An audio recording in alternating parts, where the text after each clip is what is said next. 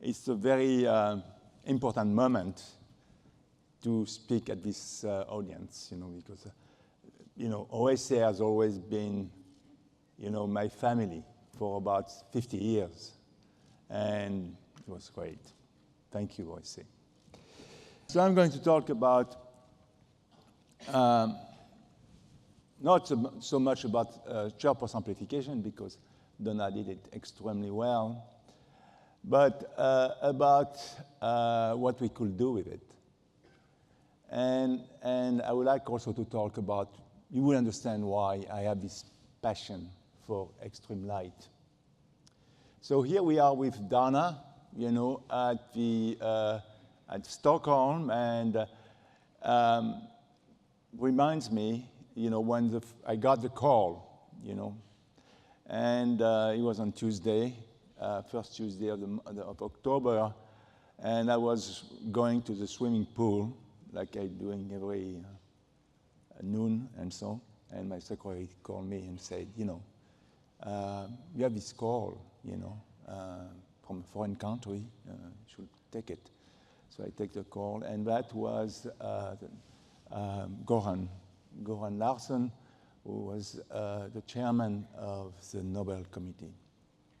And he told me that, I was nominated for the 2018 Nobel Prize in physics.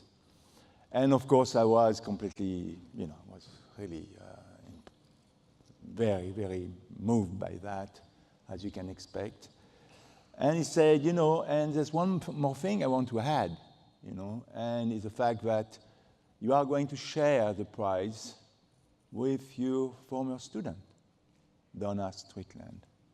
And that was really the cherry on the cake, frankly, because, getting a Nobel Prize is certainly something very prestigious, but you are one over 200,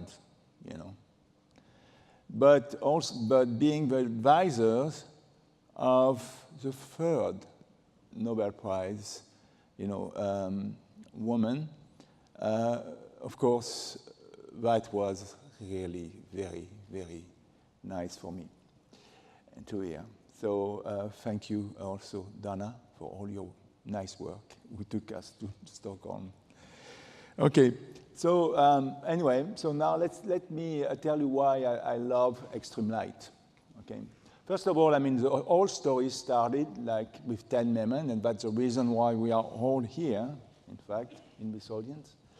And what really fascinated me was the fact that, with one EV photons, you can do so much.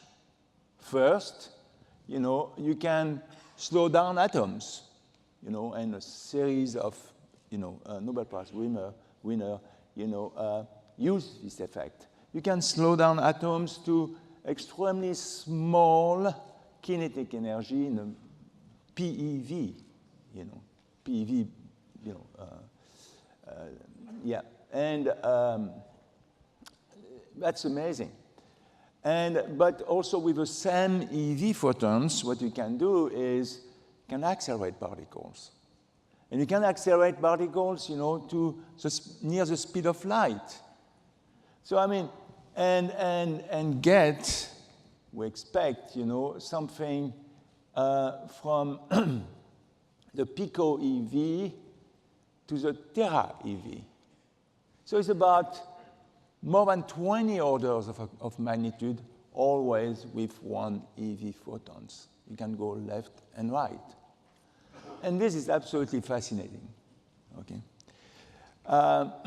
So let's talk about that. Let's talk about extreme light. So in order to get ultra high intensity, you have two ways to do it. The power is energy divided by time. So you can go increasing the power, the energy, but that's very expensive. Okay. Or I think the smart way, of course, is trying to shorten the pulse. Make it as short as you can. And that is really a much more elegant way. And this is, for instance, it's amazing. Take 1 joule. 1 joule, which is a very, very small amount of energy. You had 1 million joules for your breakfast, okay? But this 1 joule deliver this 1 joule in 1 femtosecond. That's 1 petawatt. 1 petawatt is 1,000 times the total power in the global grid. So this is respectable.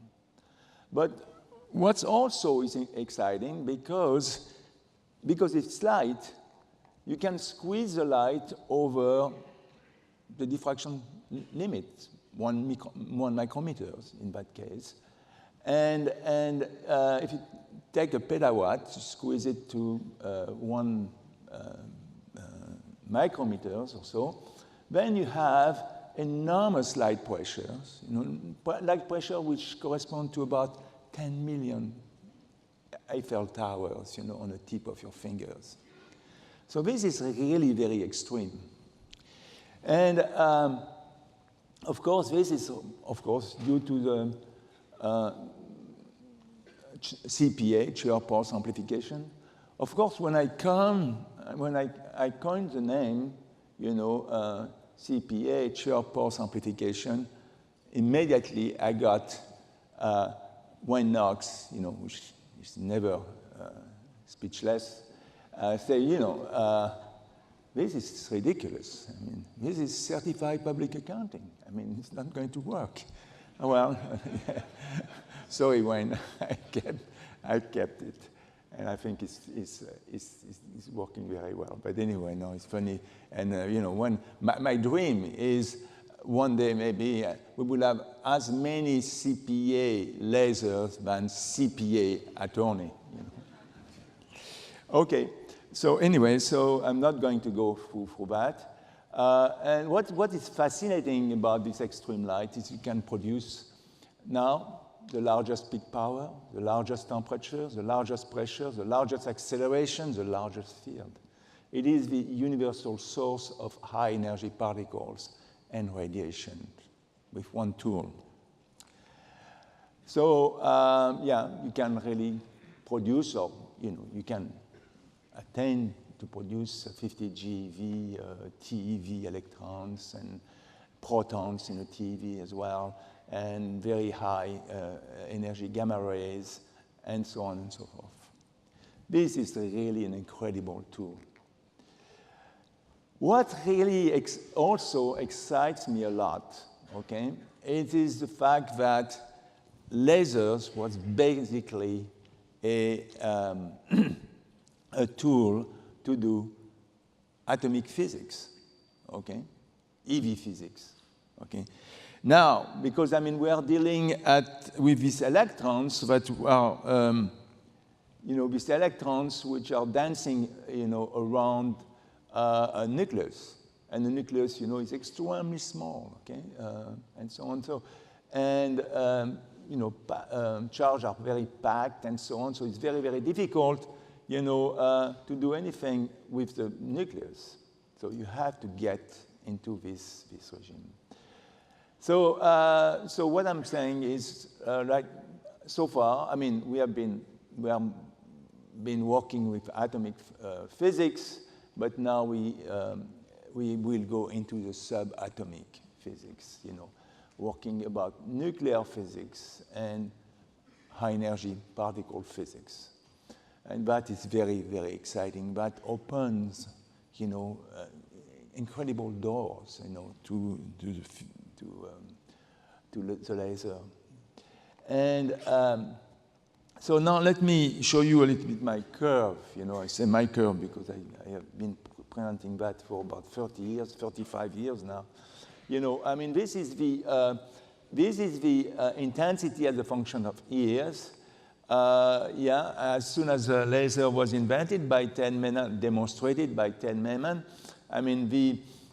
we had a very quick increase in intensity with developing Q switching, mode locking, and so on. And then you reach a plateau, and the plateau was, of course, due to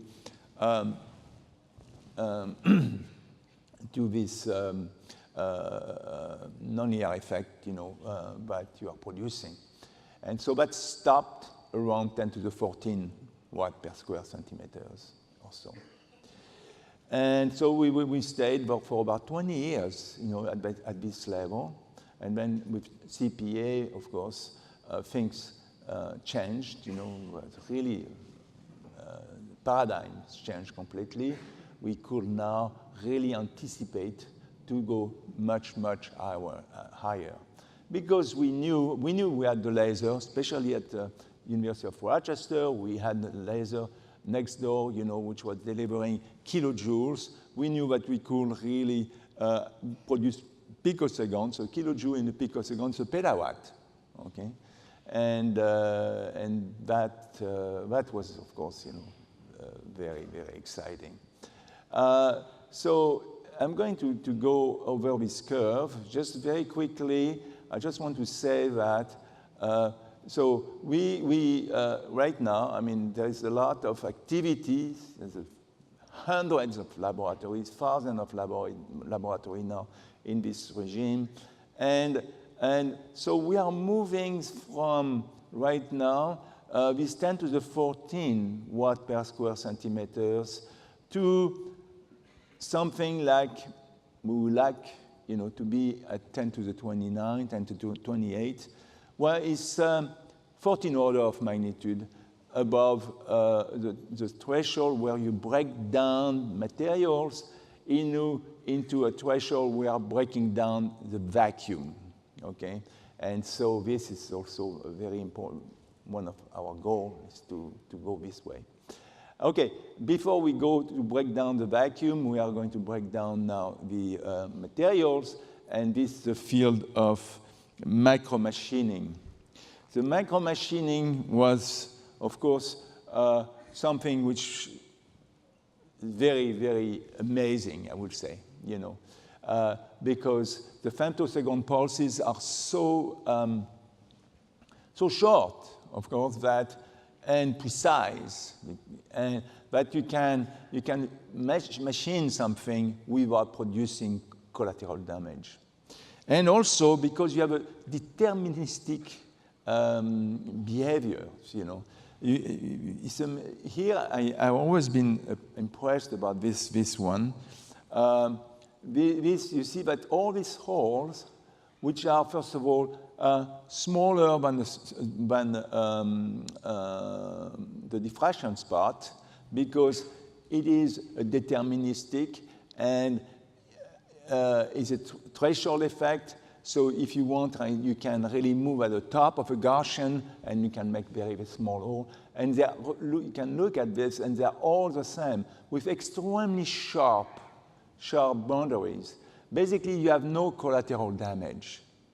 That was, of course, very, very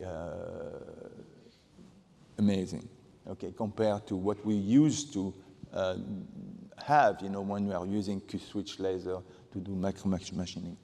Anyway, so this is what we did, of course. We went to an area where really you need really exquisite precisions, And that, of course, is the area of ophthalmology. You want to use that in the eyes, and so you can do all kinds of things. I'm not going to go over this because now is really the very nice way, really, to correct from visions and so on. So just this give you an idea of this is one of the very early results we had. We are trying to make a flap, into cornea, these big eyes. And if you are doing that with 50 picoseconds laser, you are making a mess, okay? And if you are using 300 femtosecond lasers, you are making these very nice cuts, and now that is 15 years old, even more data, okay? And can do much better now. So this is, of course, very nice. The other things now, we are going to leave the realm of micromachining, really to go up. And what is nice is as you go up, of course, you are changing you have different regimes of interaction between light and matter, okay? And so the first regime that which is very exciting, is the regime in green here, what we call relativistic optics. Relativistic optics is, we know that the photon goes at the speed of light. The reason why we call relativistic is because you have these electrons which are dancing, around the nucleus, and these electrons are going now at the speed of light. This was something which was not the case, of course, with normal optics. And here, in this regime, you have the mass of the electrons, is changing. And also, the H field, the B field that you never use, in optics. I mean, when you are, we always use the E field and never really the B field, because in the Lorentz force you have the QE plus V over C cross B, because the V over C is so small, the velocity of electrons is so small that you neglect these terms, and you always end up, working with the E field. So when we now, and we will come back to this regime in a minute, and then above this, you can not only accelerate electrons, but now you are going to accelerate protons and ions very, very efficiently when you are at this regime, 10 to the 24 and so on. And above, like I said, we can materialize vacuum and so on. So let's go back to the green field. What is this green area here? What is exciting is what you can do with this phenomenal power, this phenomenal intensity. You will be able really to produce a huge plasma wave. And with this plasma wave, very much like this surfer on the wave, electrons will be able really to be accelerated. And this concept was really proposed first by Tajima and Darson in 1979. But of course, in 1979 was 6 years before the laser was, the CPA laser was demonstrated. So it was not used. But it was used in 88,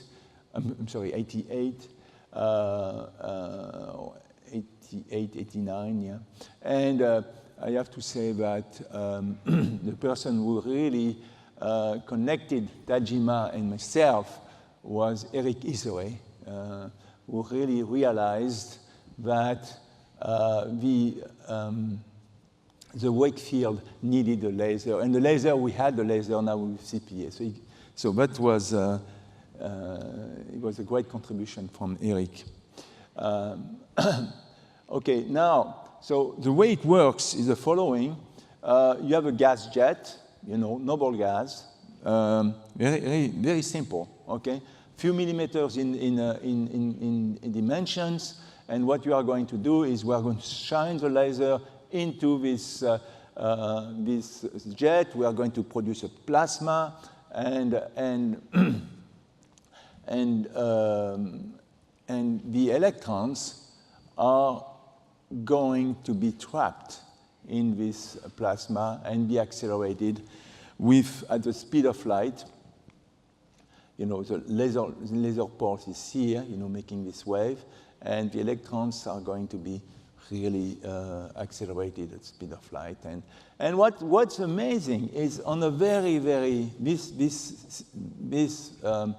concept works so well And you can really produce electrons with energy at the GeV per centimeters, okay? GeV per centimeters. You may say, wow, big deal. Well, yes, it's a big deal because if you want to produce GeVs, accelerations of electron or so, these are type of machines, you have to build. They are kilometers, okay? And so it's a huge deal. And now a 3 GeV, system is really, you can hold it in the palm of your hand. So this is a phenomenon.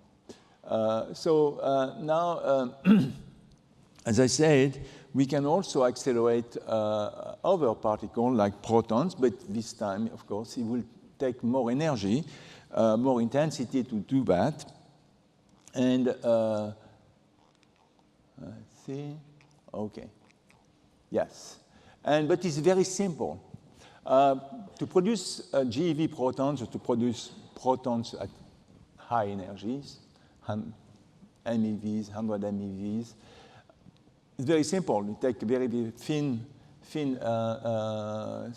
slice, and it's better to be in nanometer scales, but anyway, then you come with the laser. The laser, light pressure pushes the electrons in front, and the ions are following behind. So you can really produce your ions, and it's very, very efficient. You can produce ions with hundreds of MeVs, and soon to be to GeV, I'm pretty sure. And in a very simple way. I mean, you need the laser, but that's it. After that, you need almost nothing. And this is amazing because if you really want to do that with conventional technology, that's the type of things you need to have. This is really one of the ion accelerators, to get relativistic proton, yeah. And it's about 600 meters in length, and so it's really full of stuff. So very expensive, and not really very easy to use. Okay, now, of course, what's important is the fact that we can produce these particles, you have to use them, okay? And one nice thing that we can do with protons is, of course, proton therapy, okay? Proton therapy, which is really the therapy of choice, okay? And the reason is because unlike X-ray therapy or electron therapy and so on, which is not killing, but affecting all the tissues in front of the tumor, with protons is different. The protons, the energy, the protons, stop at what we call the Bragg's peak, and this is where it deposits the energy, okay? And so, you leave all the healthy tissue, the healthy tissues, which sits between the skin and the proton, and the tumors, unaffected. So, of course, this is very nice. One of the problems is, in order to produce these protons, it's complicated, and also you need a lot of to manipulate these proton beams when they are created. It's very complex. That's the reason why this proton therapy now is extremely costly, but it's still used and is giving marvelous result. So I think with the laser now, the CPA laser, things will work much better and will be far cheaper. And so if they are cheaper, they can be, bought by many hospitals and so on. So now that's one thing. Yeah, I didn't mention also that there's a lot of also applications for using protons and so on. You can make radionuclides, radioisotopes, which are also are really heavily used in medicine. So now that's one thing that really, which really I think is very, very important, and where we could, CPA could really play a big role, is trying to mitigate nuclear waste. Trying to produce now nuclear energy without destroying the planet. This is my goal, and so what we are planning to do, and Donna is part of the project, and so on. I'm really glad about this, and is now is trying to do transmutations. Okay, if you have a nuclear waste, you have about 5 elements that really are really bad. Okay.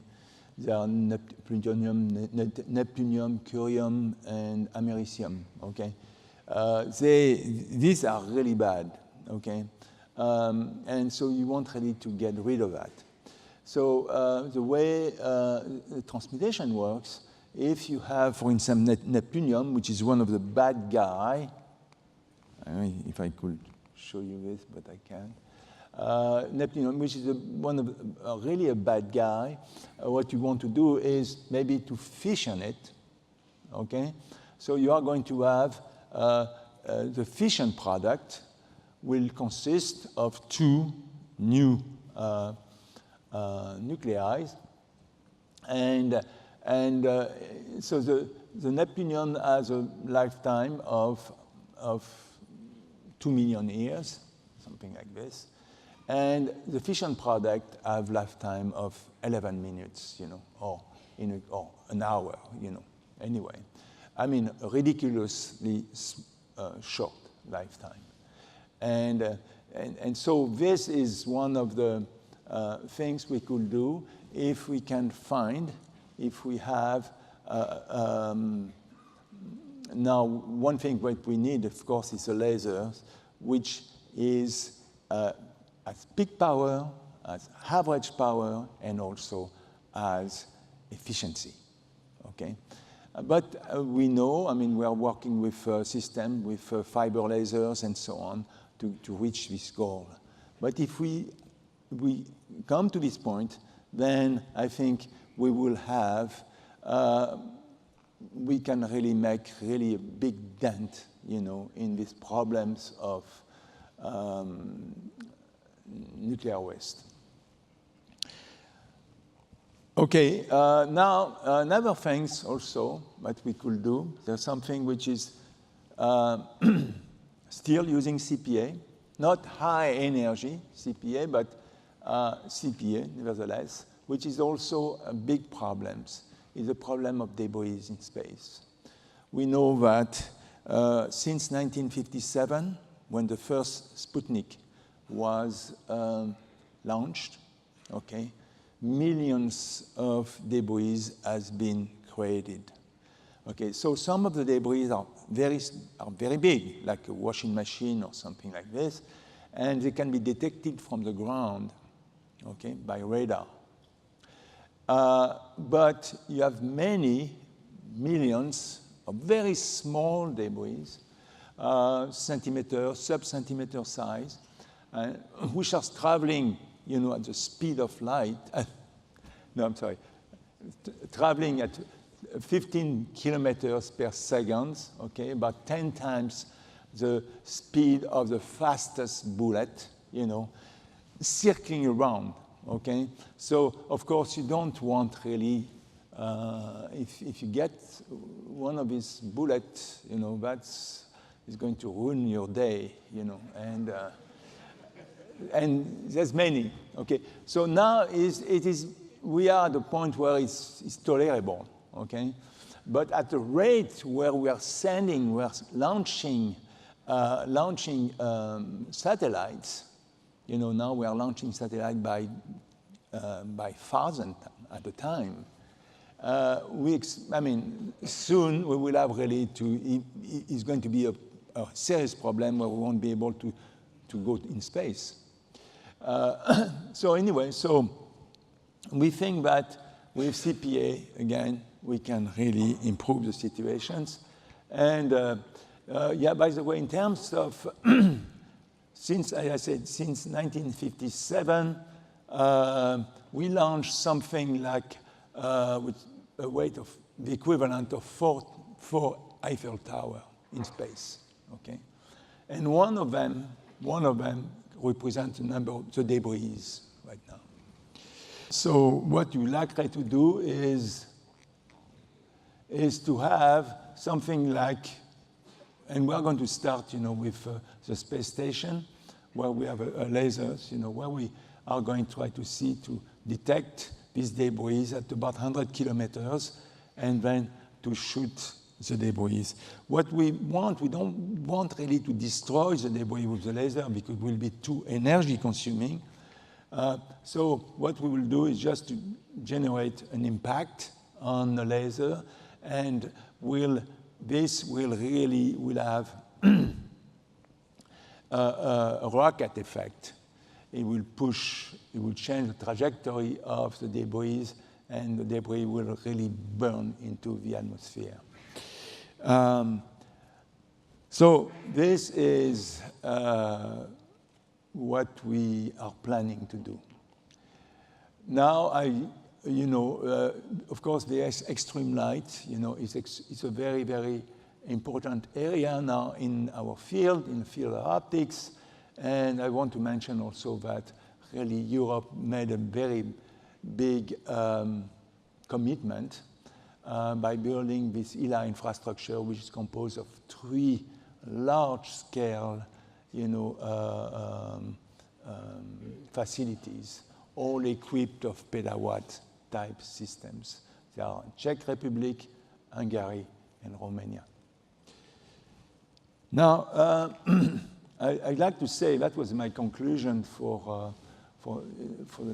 when I gave my talk at Nobel Committee, because the motto of Alfred Nobel is for the benefit of humankind. I like that very, very much. So anyway, I want to say that in conclusion, extreme light is capable of generating the largest field, largest acceleration, largest temperature, largest pressure, and it carries the hopes and opportunity for the future of science and society. But my feeling is that we are not plateauing, the best is yet to come. Now, like Donna, I'd like to show basically 3 slides, okay, about the Nobel Prize, which is, of course, something I wish a number of you, will experience. So, of course, this is, I'm receiving the medal, by the king. And after you receive the medal, you have this fantastic banquet. Yeah. You have this fantastic banquet, okay? Really very, very nice. I mean, I have to say that, I liked it. Here, no, I mean, it's not what you think. It's not what you think. No, on my left, like Donna had the king, because, she was the queen, okay? She was sitting next to the king, and she was the 3rd Nobel laureate. So, for me, I was sitting on the left. On the left, I have the queen, and that on the right, I have Princess Sophia. Very nice. So, but this is, of course, very glamorous. But I have to say that the most emotional moment I had. This is this one. At the end, the last day, the Nobel Foundation, ask you to come to pick up the check, to take pictures and so on, official pictures and so on. But what, at the end, they are coming with this thing which looks like a notebook, doesn't look much. And on this notebook, you have all the signatures of the signatures of all the past Nobel Prizes. So you have everybody. You have Steinbeck, you have Faulkner, you have Einstein, you have, everybody. And, and it was very emotional because I was with my wife, Marcel, together. And I have to say that since I always consider that a teamwork between Marcel, my wife for 52 years, it was a fantastic moment, emotional moment, we had at that time. So I will stop now. Thank you very much.